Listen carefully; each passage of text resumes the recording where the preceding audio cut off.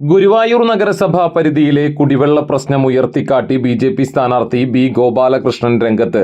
നഗരസഭാ പരിസരത്തെ ഒരു വീട്ടിലെ കിണറ്റിൽ നിന്നെടുത്ത വെള്ളം കുപ്പിയിൽ നിറച്ച് മാധ്യമങ്ങൾക്ക് മുന്നിൽ അവതരിപ്പിച്ച അദ്ദേഹം ഇത് കുടിച്ചു കാണിക്കാൻ മറ്റ് സ്ഥാനാർത്ഥികൾക്ക് ധൈര്യമുണ്ടോ എന്ന് വെല്ലുവിളിച്ചു.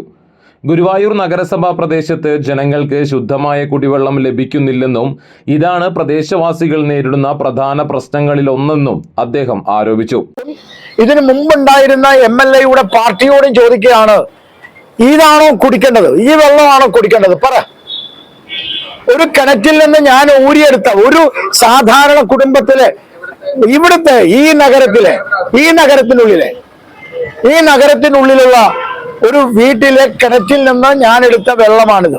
ഈ ഗുരുവായൂർ നിയോജക മണ്ഡലത്തിൽ ബാക്ടീരിയ നിറഞ്ഞ ഇവിടുത്തെ വീടുകളിലെ ഏതാണ്ട് 10-25 വീടുകളിലെ സാമ്പിൾ ശേഖരിച്ചതിന് ശേഷം ഇവിടുത്തെ വീടുകളിൽ ബാക്ടീരിയ നിറഞ്ഞിട്ടുള്ള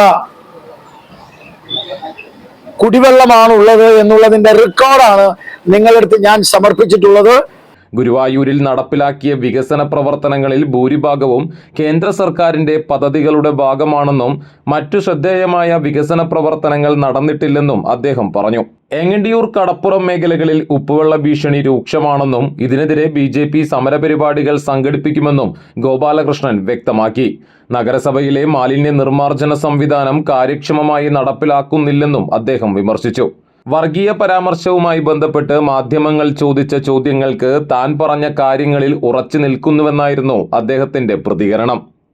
ഞാൻ സംസാരിച്ചിട്ടുള്ളത് ഈ നാട്ടിലെ ഓരോ വീടുകളിൽ കയറുമ്പോൾ ഈ നാട്ടിലെ ആളുകൾ എന്നോട് ചൂണ്ടിക്കാണിച്ച കാര്യം, എന്നോട് പറഞ്ഞ കാര്യം ഞാൻ പറയുന്നു. അത് വർഗീയമല്ല, അതൊരു മതത്തിനെതിരല്ല, അതൊരു മതപരമായിട്ടുള്ള ഏതെങ്കിലും കാര്യങ്ങൾ ഉന്നയിച്ചിട്ടല്ല.